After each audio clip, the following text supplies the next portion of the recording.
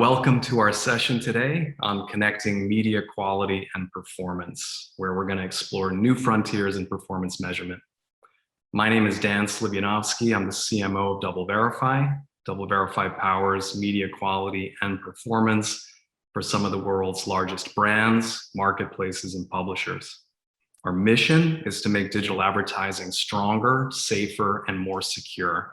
And I'm thrilled to be joined by Jennifer Menez, Director of Media Strategy and Operations at Mondelez International, and Anthony Scarola, VP of Media at VaynerMedia. How you guys doing today? You ready to talk media quality and performance? Great to be here, Dan. Yeah, thanks so much, Dan, for inviting us. Looking forward to it. Super. Well, welcome to you both. So during today's session, we're going to tackle a number of topics that track to the media planning and optimization cycle, and we laid them out in this agenda. So everything from what's an effective framework for establishing quality and performance in our campaigns, how do we establish a baseline of quality, and how do we even define quality? What new data can we action that's correlated with performance and meaningful campaign KPIs?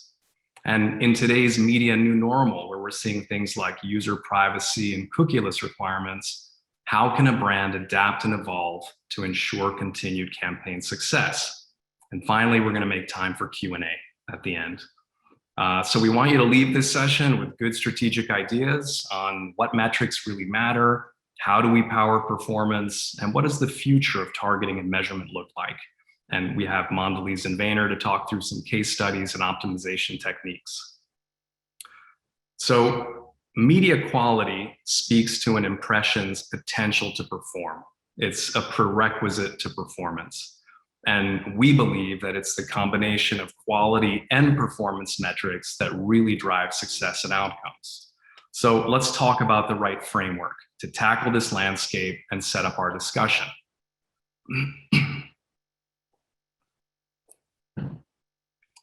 So while specific KPIs differ by brand and by campaign, I think we can all agree that meeting these KPIs is what makes us successful. And that can be everything from increasing brand awareness, doing good lead gen, focusing on conversions, and more. At the end of the day, it's about delivering tangible outcomes.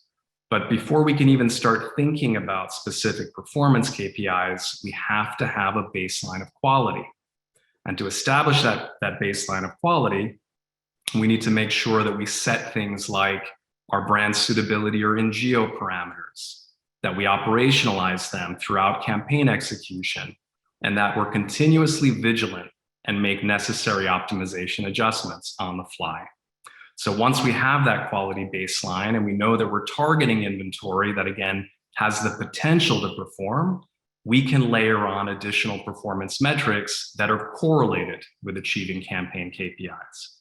And then finally, because the media landscape is dynamic, it's ever shifting, nothing in digital advertising is set it and forget it. So a brand has to continuously adapt and evolve.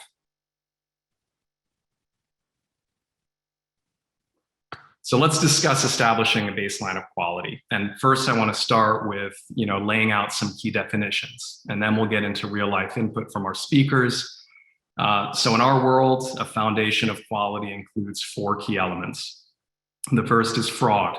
Is my ad served to a real human being and not a bot? Second, viewability. Did my ad even have the opportunity to be seen and make an impact? Brand safety and suitability. Was my ad served against content that's aligned with my brand's equity and values? Or can it potentially harm my reputation with consumers? And finally, geo. Was my ad served in the intended geography? And what's interesting is that while these foundational elements seem relatively straightforward, you'd be surprised at how many advertisers see these as siloed metrics and they optimize to one metric or another as opposed to holistically. And that's why at DV, we developed the Authentic Ad. The DV Authentic Ad is a proprietary MRC accredited metric that verifies that ads collectively tick 4 important boxes. They're fully viewed by a real person in a brand safe environment within the intended geography. And authentic ads are a vital starting point for media effectiveness. because they qualify ad opportunities in terms of their potential to perform and drive a business outcome. And here I want to turn to our guests and ask some questions. So Jen, I'd like to direct the first one to you. Getting consensus on a quality profile, especially for an international brand like Mondelez, can be a challenge. And what steps did you and Mondelez take internally to ensure consistency? So brand safety and suitability is a critical pillar to the success of our organization and our media strategy. We built a global approach to brand safety and suitability, where we collectively aligned on what were the core elements that we needed to build into what I would say is that playbook, that brand safety playbook. And then we would tailor them at a local market level. So ultimately, about 95% of the playbook, I would say, is foundational and it's applicable to every market. And then there's about a 5% market specific, brand suitability or brand safety, I would say, overlay based on individual requirements for a specific market or, a specific challenge that's taking place. It's more on contextual conversations where that you're going to overlay that extra element into your playbooks. Got it. That makes a lot of sense.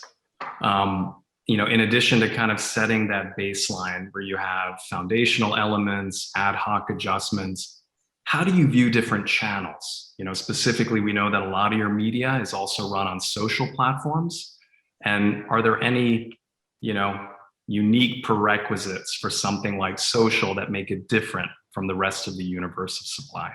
So we have this foundation that we look to apply across platforms, but then similar to we're building additional overlays for an individual market based on those foundations. We're doing the same thing with the individual platforms. We're working with not only our agency partners, but with the social platforms to determine what additional elements or levers that we can add on to that playbook. What additional trends or threats do we need to consider? So we're working with them very closely to identify not only what is the threat today, what could be the potential threat or concern from around brand safety or really suitability in the next 6 weeks, 6 months, so that we're constantly, to your point earlier, we're constantly updating that playbook. We're constantly optimizing and being agile. I call this it's a muscle memory that we must always have, that it's always there. It's always in the background to making sure that we are keeping on top of the changes in the landscape to make sure that we're reducing any risk to our brands across the platforms. That's awesome. Thank you. Anthony, I want to pitch one to you. As Mondelez agency, how does the Vayner team help with this process? And what are some of the key learnings that you've had during the initial setup phase? Plenty of learnings and just going through from that trial. I think I think I'd boil it down to like 3 main points here of the need for collaborativeness. There's a definition that needs to come about, and then there's also taxonomy. So in that first bucket being the collaborativeness, you look across Mondelez, it's a portfolio for a reason. And you cannot take anything really either not only for granted, but also like in this kind of parallels into the second point of the definition of like getting all of our, especially our buyers that are working within our pods and we're working within our certain brands to be on the same page. Understanding, how those core 4 pillars that you walked through before, Dan, like this is at the forefront.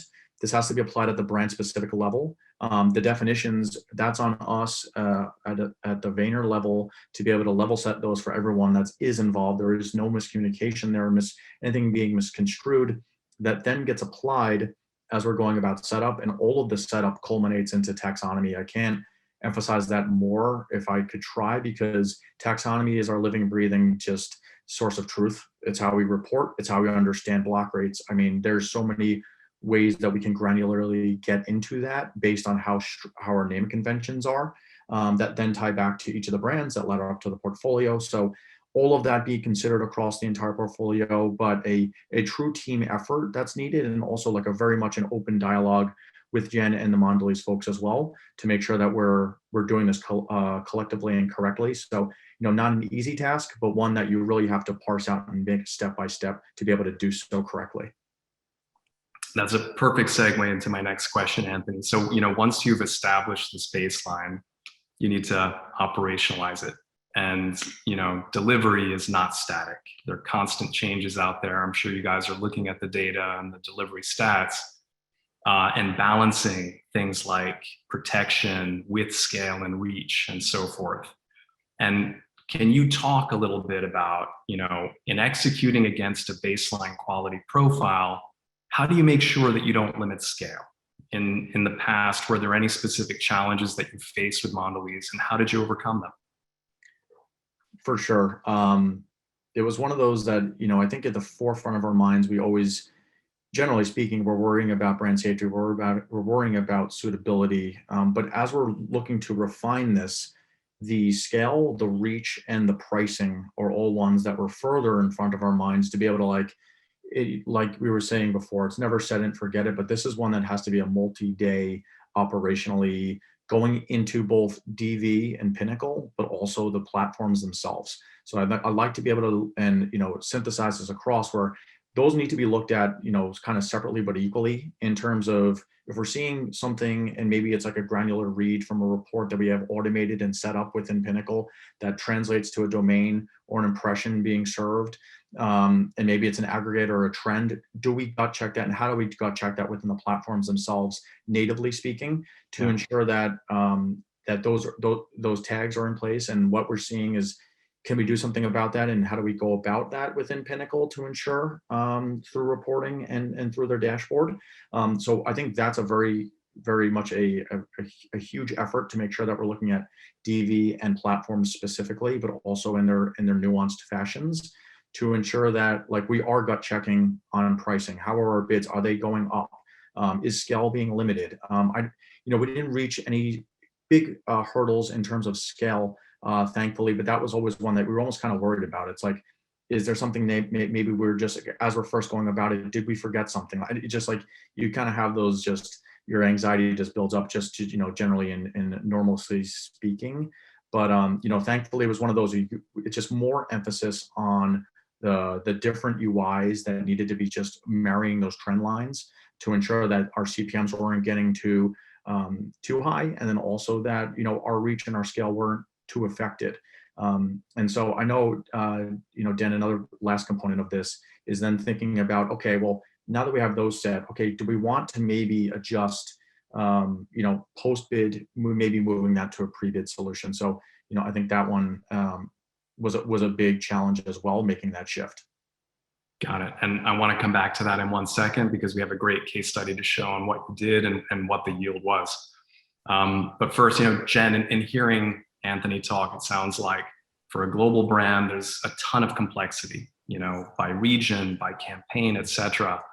And in establishing a quality baseline, is Mondelez able to do that consistently everywhere all at once?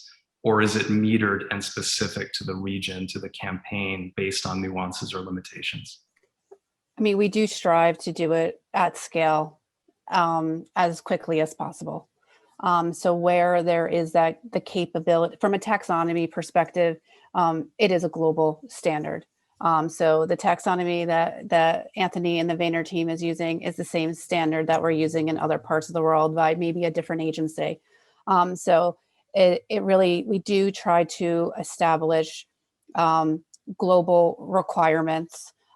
We try to scale as quickly as we can across the portfolio. Now, not every capability, we'll talk about the post versus pre-bid solution, not every capability is available in every market.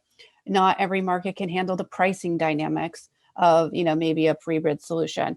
But as soon as we can verify and the opportunity as it relates to performance and value, we scale it as quickly as we can across campaigns, across markets, across regions.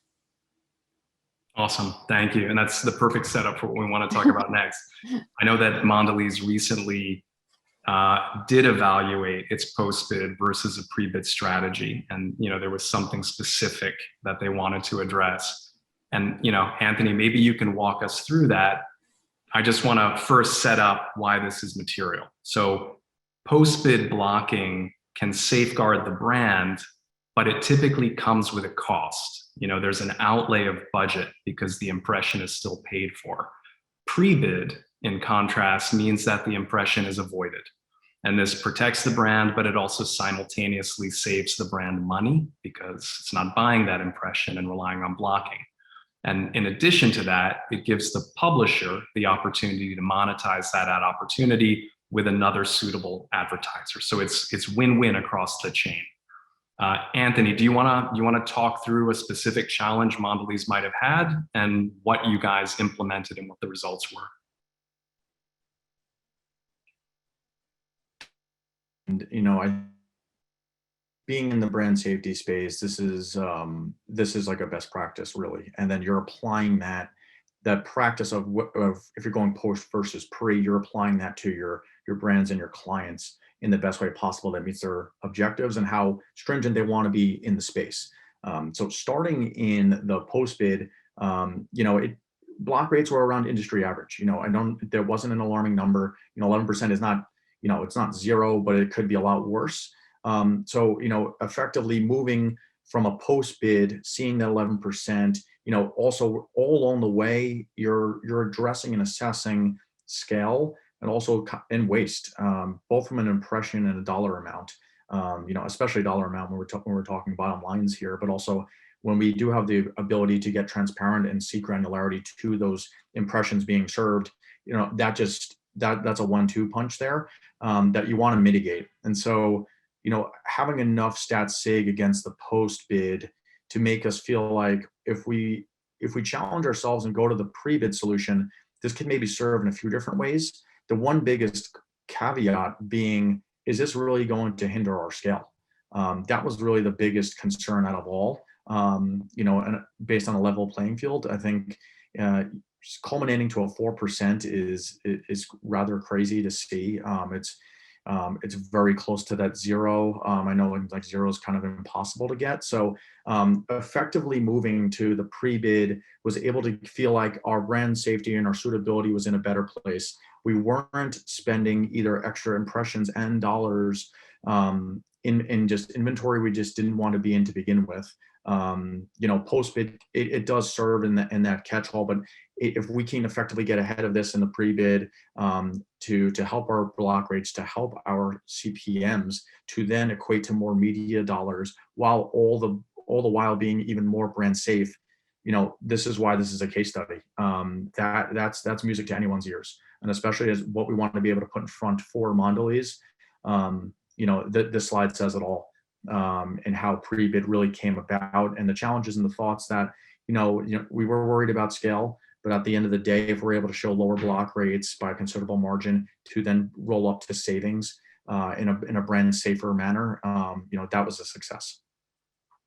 And I'm sure that it was more efficient as a result of the lower block rate. And, Jen, is there anything that you can share in terms of savings? Yeah, after we did this analysis and, extrapolated out to our full investment, we believe we're capturing over $1 million in value back that we are putting back into working media that will have a, direct impact in net revenue for the organization.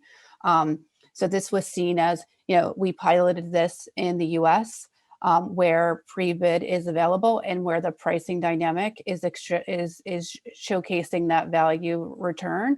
We have scaled it across those markets because we are, to Anthony's point before, we're avoiding waste and we're putting money back into the same platforms we would be in those environments that we are deemed safe and suitable to drive more revenue for the organization. Yeah, no, it's an amazing outcome, and it really shows the strides that you've made, as a company in optimizing to quality over time. On an ongoing basis, I'm curious, what sorts of things do you and your agency watch for in terms of issues that might necessitate adjustments in terms of that, that foundation? I mean, I think it goes back to what I was stating before, is that, we're constantly working with not only Vayner, but really the partners. Obviously they have a lot of their machine learning components to understand really brand safety. But they're also doing, as Anthony said, you start seeing some of these impressions on these block lists. Okay, what is that? Why? What is the reason that we're seeing, maybe some block rates rise on certain platforms? Can we double click into it? Majority of the time it's on suitability. So it's trying to get ahead of, there's this, odd trends in the, around overconsumption of food for, for an easy, way to describe it, and where we don't want to be part of that kind of content.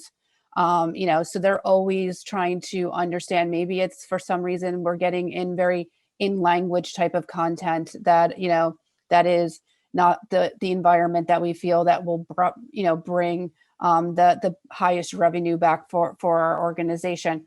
So it's constantly just trying to understand, what is that trend, where are ads being placed, and updating the playbook, updating the guidelines so that we can, continuously optimize and really minimize the, that waste or that less effective programming.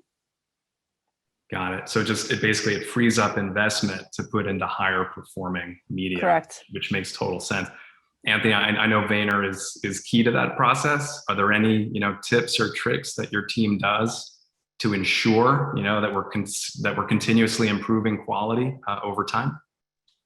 It really, the core of it, I feel, is working with and feeling more comfortable within Pinnacle itself to make sure that certain reports are being set up. Either, you can reoccur them daily. You can set them up ahead of time. You can work within the platform itself to really get into the granular, transparent metrics that are available. I think that is super valuable to really get down to, and Jen alluded to it, it's more like an investigation that's ongoing.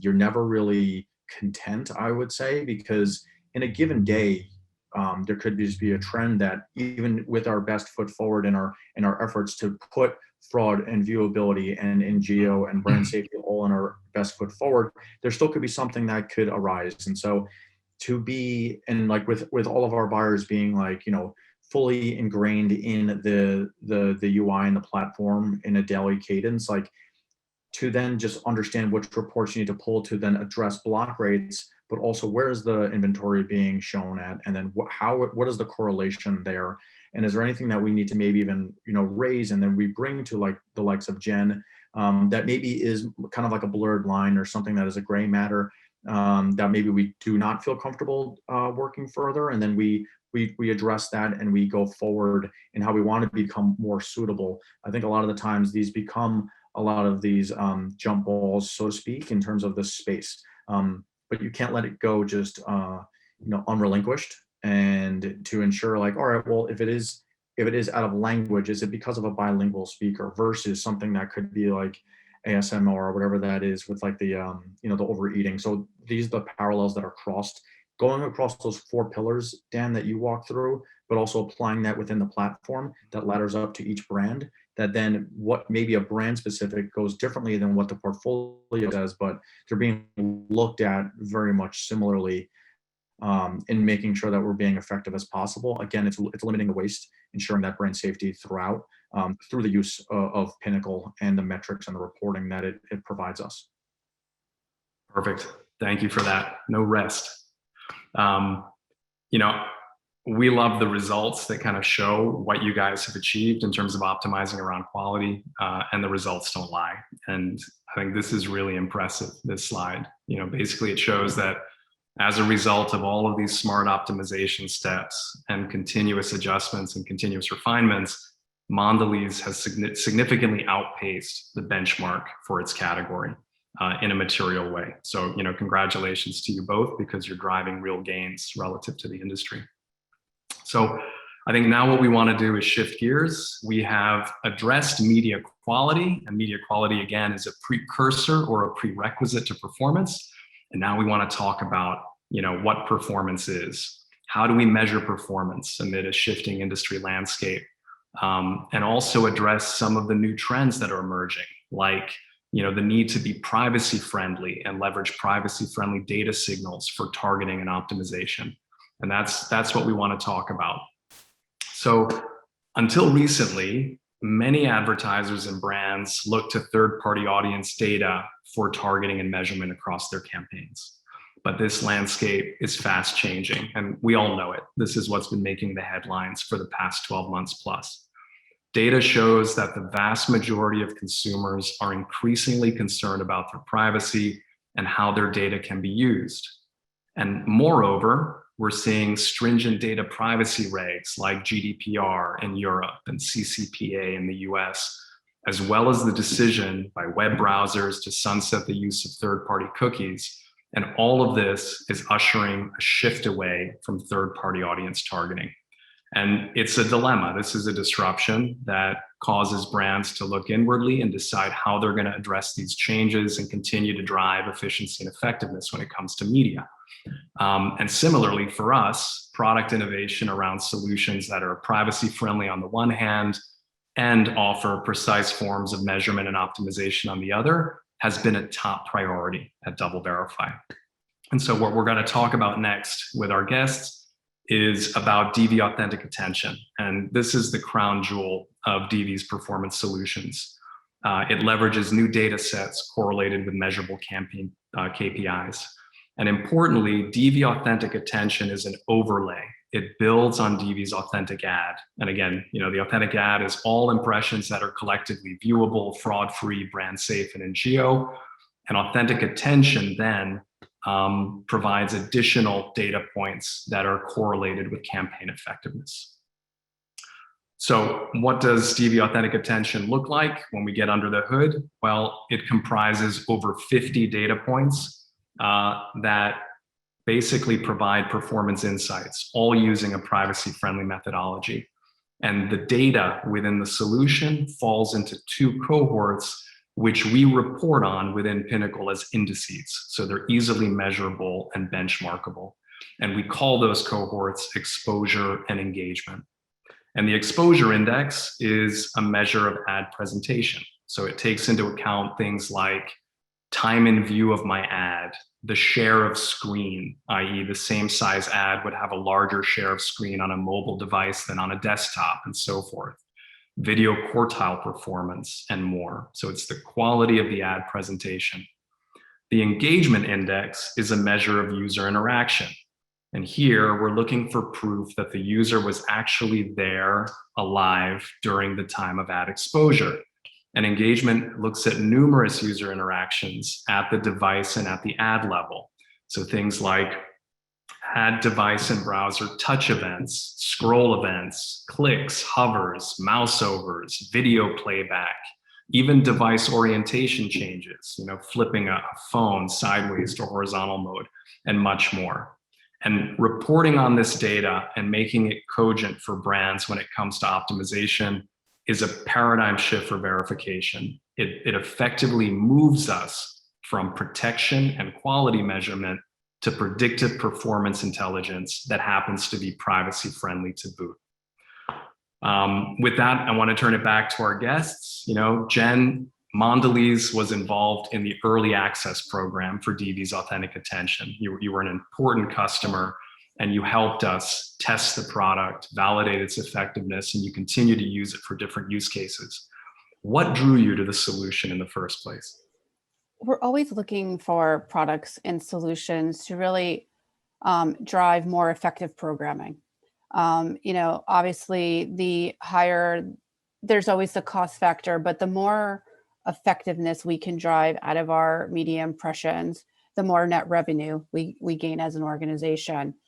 So we saw this as an ability to try to understand, what impressions or what placements were more effective.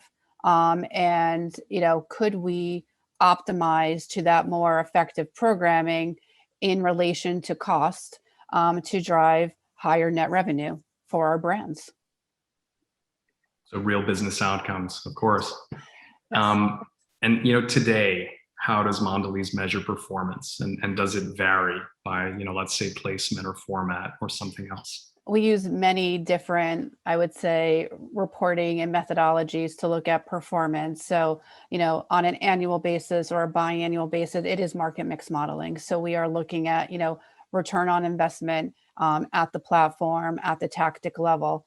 But, obviously those are look back windows. You might take 6 months or, a year of data requirements to do that analysis.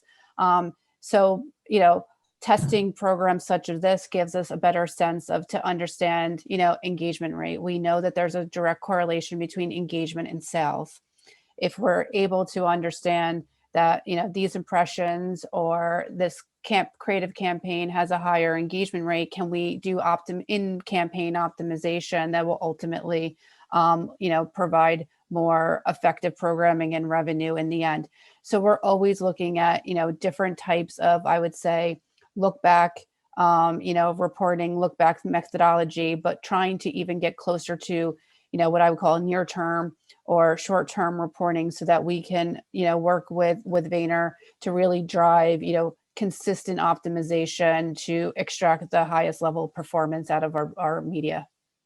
Awesome. And Anthony, I think that's your cue. We know the Vayner team has been really important in helping Mondelez, navigate the product and leverage it to basically accomplish meaningful goals. And we've got a few case studies to share, which I'm hoping you can walk us through. And the first one speaks to results from a brand lift study that we conducted that demonstrated how the outperformance of inventory that over-indexed for authentic attention drove results. And then the second one shows how you're now using this insight for PMP evaluation. So one is correlation with brand lift and KPIs, and the second is ongoing optimization decisions when it comes to buying inventory. Yeah, exactly. And yeah, this slide is the perfect vis for the tee up that you said, Dan, in terms of just the brand lift. And looking at the chart, just for this example in particular, you're looking at the control to the far left, and then going right, it's the exposed and non-viewable impressions in purple, and then it's green with the exposed with the DV authentic ad, and then the pink is the exposed DV authentic ad with high exposure. So in each of both the favorability and the consideration, you're seeing that upward trajectory, which is fantastic. In the key call outs there from a favorability and a consideration, 9 points, 8 points in respect of one another of an increase overall with using this in tandem with authentic ad. And so to be able to understand, purchase intent in more of a quicker turnaround time, I think Jen alluded to this before, which is like our North Star is going to be MMM, but sometimes it's depending on the brand, how long is that going to be? We need to be able to have more touch points to keep ourselves honest and how we're just performing, and how, and Dan, you alluded to it before too, it's combining the brand safety suitability alongside of engagement and true performance on the brand. And so this is a perfect snapshot of showing, the high exposures, they showed an uptake, and they are showing their engagement and that value across the brand. So, this was a concerted effort to root itself in the brand safety, but also to look at the exposure and the engagement metrics that mean so much to, evaluate how our audiences are doing, to really see like what can maybe we can take more advantage of. And maybe that's at a creative level, that's at a platform level. Like, this is how we look at it from a real-time basis from an optimization purpose. It does ladder up to MMM, but if we didn't have this, if we didn't have this at our disposal with double verify, it would just be more of a blind spot that shouldn't be. So it's more heavily grading ourselves and measuring ourselves in more of our in-flight analysis that hopefully then translates into MMM reads being positive. So that's where this one is really touching upon. And to build upon that, because, Mondelez brands are so well known to consumers. I mean, Oreo has like 99% like unaided awareness of, you ask what a, black and white sandwich cookie, those people, majority of the people are going to say Oreo. So like, ad awareness, unaided ad awareness, like brand awareness, those metrics, regardless on control versus expose, are pretty inconsistent because of the already level of exposure to our businesses. So it's really these lower funnel KPIs around favorability and consideration to see that movement, on the control versus the funnel expose at that +8, +9 lift. That is significant for a brand the size of Oreo, the brand the size of Ritz, that just have so much exposure overall in the US. Yeah, we agree, and we were really impressed to see that correlation. The impressions that over-indexed for DB Authentic attention had gains throughout the funnel. Upper and lower funnel metrics, which is really awesome. Anthony, you want to take us through the optimization case? Yes. Yeah. So then, looking at this from PMPs, I think this was it was super interesting to test this out. So the context being, all right, well, how do we look at our cost performance benefit? But in particular, it's PMPs versus OE, open exchange. So that was our challenge, and the challenge being open exchange is in its nature going to be more price efficient than PMPs. But like Jen alluded to earlier during this webinar, it shouldn't all have to just be culminating into cost. If we can measure it and look at it more differently and more holistically, that matters to Mondelez and to the brands and to effectiveness and to certain readouts. So it's not all just beholden on cost. So while PMPs are more costly, well, what can we do to solve for this a little bit more and putting it more like an even playing field to measure against open exchange, because open exchange inherently is going to have that upper leg in terms of cost and being more efficient. So this is where we ran it for across a number of different campaigns with quality and performance metrics being that baseline for comparison. So taking in multiple factors and metrics, not just cost. And so basically, tailoring it to, a head-to-head test, open exchange versus PMPs. So quality metrics that we're seeing across both OE and PMP were strong. I think where we can justify having PMPs on plans and for brands to be able to execute PMPs is that it was actually 143% in an outperformance from open exchange, while even though it was 21% more of a premium and a cost. So it's like, okay, well, if you can, it helps you kind of digest the 21% of the CPM premium, understanding you're getting over 150% from an overperformance. And that's already saying that open exchange was already bringing high value. So you're just only elevating not only your performance, but the quality, because you're upfront paying for PMPs inherently for that better inventory, above the fold, premium networks and inventories. So that's going to be led with, and it's already going to be in a great standing in terms of brand safety, but we're layering on these other authentic levers to then further measure and execute against. So, in the end, seeing PMPs perform at such a robust level was great, and it further emphasized the need to be able to look across numerous metrics and to assess inventory as much as we can from a one-to-one basis, understanding how they play differently in the waterfall, but we can still make it as close to a one-to-one as we can through this analysis and cost benefit with authentic ad and attention at the forefront. Yeah, well, it's amazing to hear how you're using this data, to provide clarity and confidence in buying one sort of inventory over another, which is terrific feedback. Thanks for that. To end, to bring us home, I think we want to talk about some new trends or disruptions and how Mondelez is continuously evolving its approach, to stay on the cutting edge of media quality and performance. So in a post-cookie world, context is back. It's privacy safe and it works. And our research overwhelmingly shows that users are receptive to ads that are relevant to the content they're viewing. And a significant percentage have even stated that they've tried a new brand product as a result of seeing a contextually relevant promotion. So with that data, with that backdrop, how is Mondelez, and I'm directing this at you, Jen, how is Mondelez thinking about contextual targeting? And are you incorporating this more and more into your strategy with the new requirements to be privacy friendly in the way that you target audiences? Yeah, so we, as it relates to not only our media strategy, but our content approach, it is consumer first. We want to ensure we are providing the most relevant and authentic content to our target audience. And obviously contextual targeting, is clearly within that strategy. Mhm. Um, so we're always trying to, find new approaches to how we implement contextual targeting. We also are trying to understand the effectiveness of contextual targeting, and really are always, working in this, constant learning mode, learning mindset, to really extend our effectiveness, extend our connection to consumers, with what's available and what levers we can pull on the various platforms. Got it. Anthony, do you want to piggyback on that? What's been your and Vayner's experience in terms of driving success with contextual segments?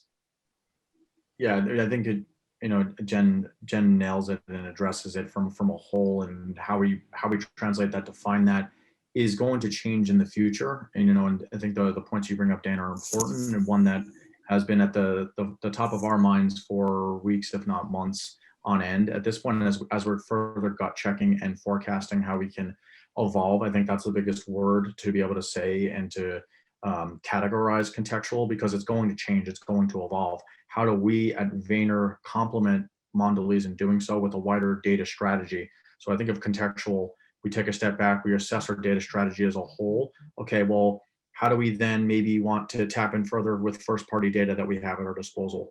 How do we think about the value in which certain platforms that we are executing, within social and display?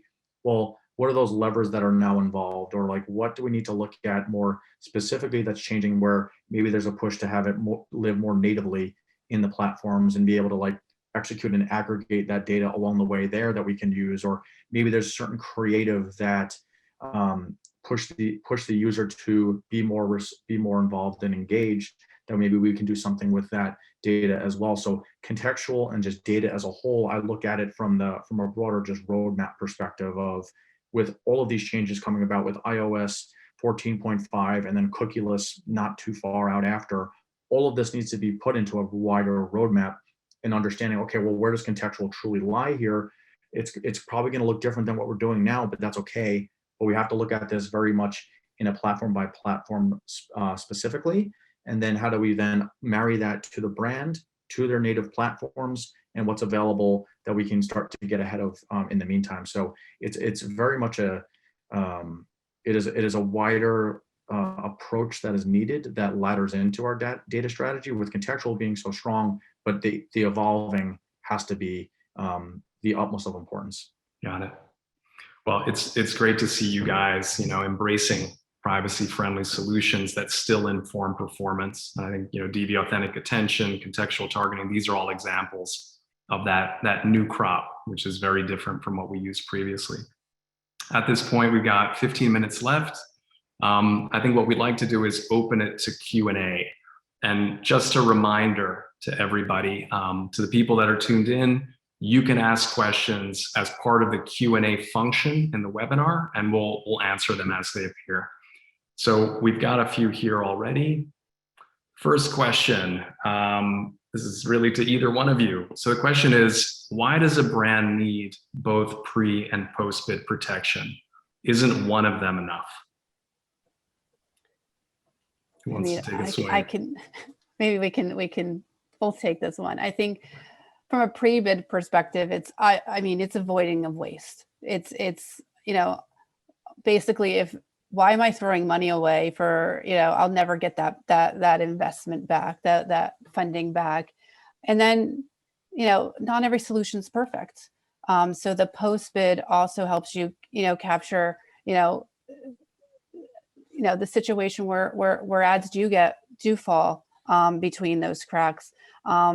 Because one impression that is put in an environment that is, can in a poor environment, whether it's from a brand safety or really oftentimes more now brand suitability, can make the headlines for a brand.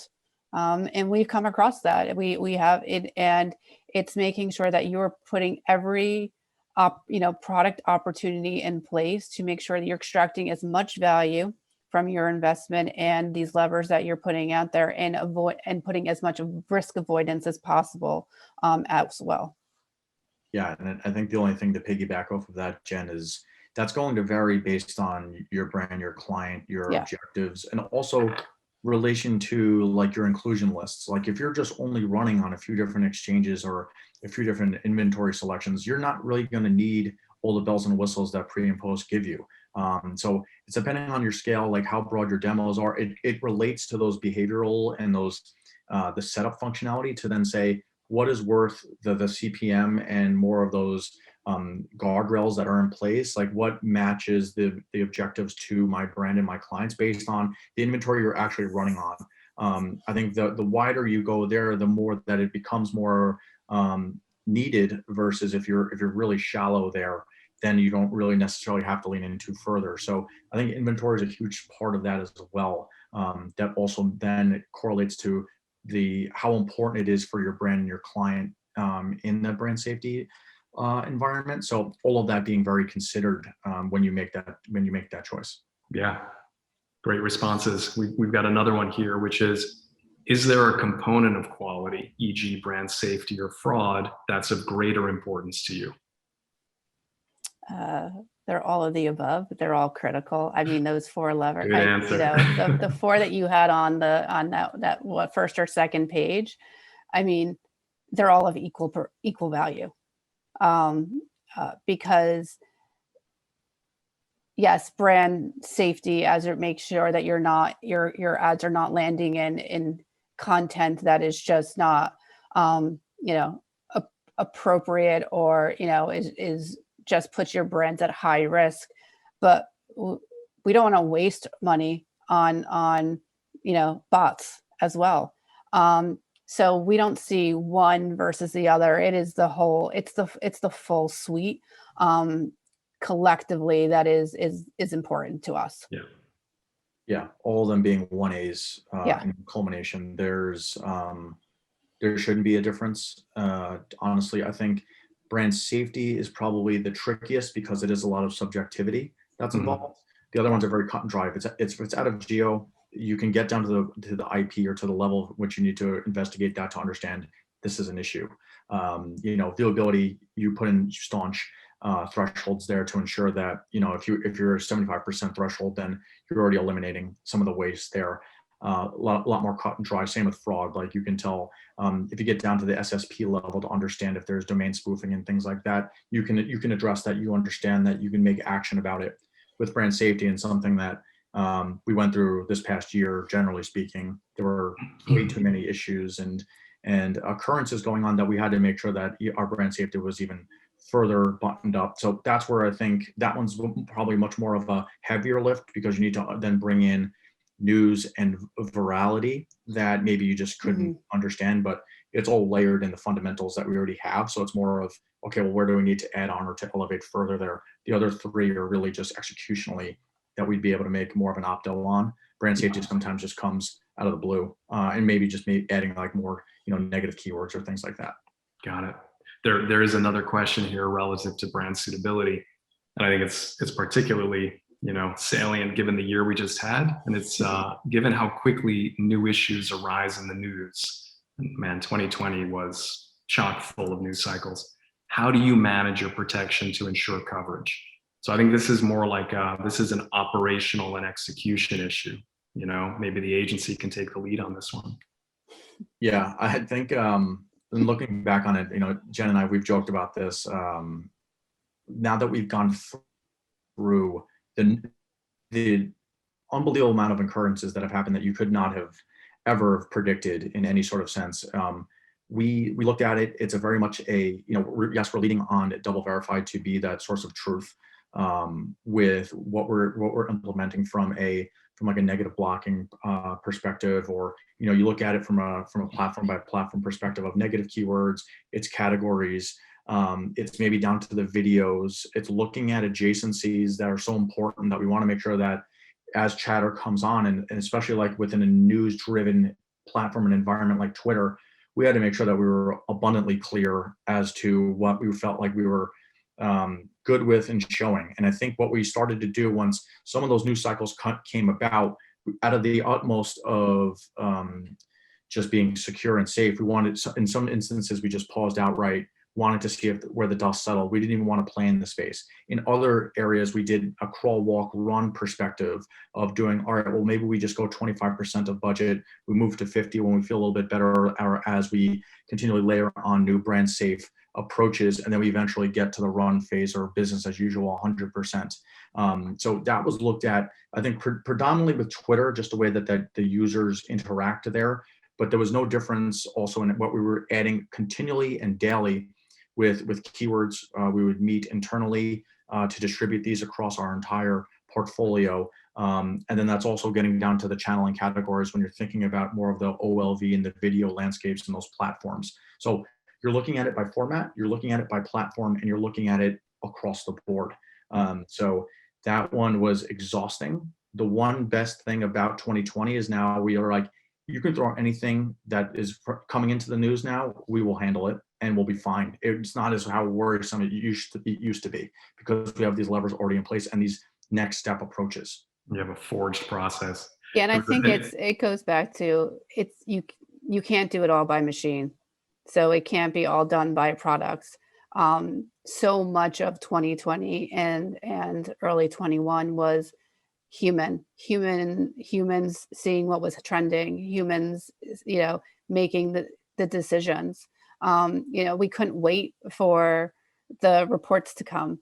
We had to determine, and it was mostly about brand suitability, was the news environment. And again, it was a handful of platforms being more of the challenge just because of the news cycle of those platforms.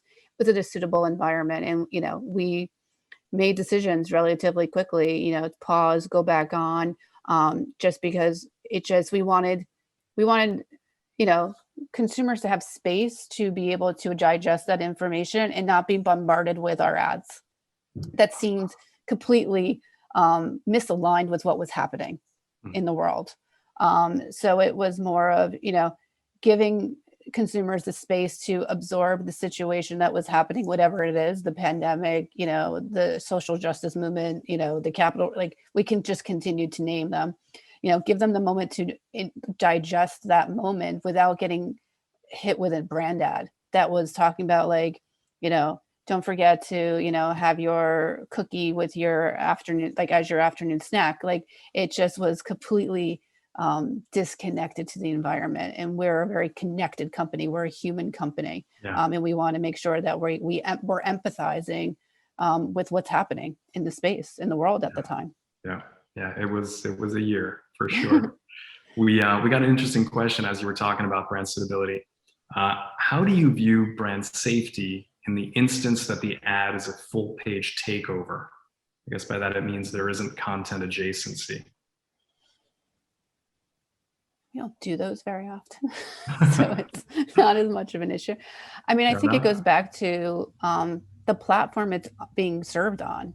It's, while it might be that there's the content around, is the initial platform or, URL that it's being served out of, is that considered a suitable environment or a brand safe environment? So it would go back to the, where it's getting distributed through. Yeah. I think that really just relies upon the content and the domain that ladders up into where you're potentially having those takeovers. Like, yeah, we don't really do those at all. But to say if we did, that would be a heavy consideration. Like, is it an ESPN versus like a CNBC? You take those factors involved as to what's that, even just the content adjacency, maybe not even just, and it could just be, maybe it's an in-feed environment. So you're thinking about, you can even think about it as your own user experience. And I think the last thing, and Jen was hitting upon it, so you don't want to ever feel like you're playing in a space or a feed or an environment that just seems like either just wrong or just kind of like tone deaf in the moment. So I think that's something that taught us a lot last year too. Is maybe we wait a day to really push something from like a sweepstake or a promo when it's really not the time in the world to be able to seem like we're being selfish.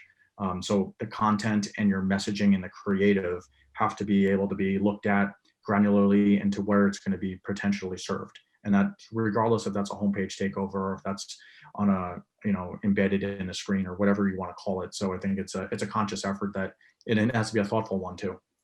So you got multiple layers of evaluation. I get it. Yeah. We got a question here. I'm really interested in the answer. It says, why DV versus other verification companies? And it's a question directed at both the agency and the client. Jen, I can start. You can go for it on your side. I don't like, I could tell the Mondelez point of view. So. Yeah, I mean, I think it's a great question. I think transparently, and we do this, and it's not just verification. We do this for the platforms that we use. We do this for any of the tools that we're executing at the agency. If you're not doing a comparison contrast, you're leaving things on the table. You're not doing due diligence. You're essentially not doing your homework. You're taking the easy way out. So, we looked at, the likes of IAS. We looked at Moat. There was some consideration with like Pure 39. You have to look across the gamut there. Like I said, if you're not, then you're potentially leaving value behind. In vetting that and really comparing and contrasting, you're looking across left to right in terms of just columns and values that matter most. I think a lot of that is relating to the tech stacks and the priorities that lie within your given client. And so the availability for us and what we're doing, not only with our tried and true partners and platforms with all the new tests and that we want to be able to do throughout a given year that maybe we don't know at a certain point, but knowing that DV is flexible. There are these very staunch reports, Pinnacle, to be able to understand block rates. I think like how important brand safety was and the ability to be very nimble were very big for Double Verify. And for us to just be making sure that this lives within our taxonomy. We can stand this up across any media that we want to be able to run and be effective. So, I think we took all of that into consideration, and just DV was one that made the most sense for Mondelez and for what we wanted to be able to execute at the agency level as well. But we wanted to take that wider approach in looking more externally and looking at other partners for due diligence. And building on that, I mean, we're a global company, so we also want to have consistency. So when we do, look at partners in this space, it's making sure like who has the most scale across their entire product footprint, and who is a partner who is willing to lean in with us and allow us to be part of that roadmap development. So all those components, on top of everything that Anthony described, is critical in the decision process. And why DV was selected specifically for our business, because DV is our global provider in this space. Got it. Well, thank you for the candor. We appreciate that. I think we are literally at time, so I'm going to close it and just send everyone off and say thank you so much for tuning in today.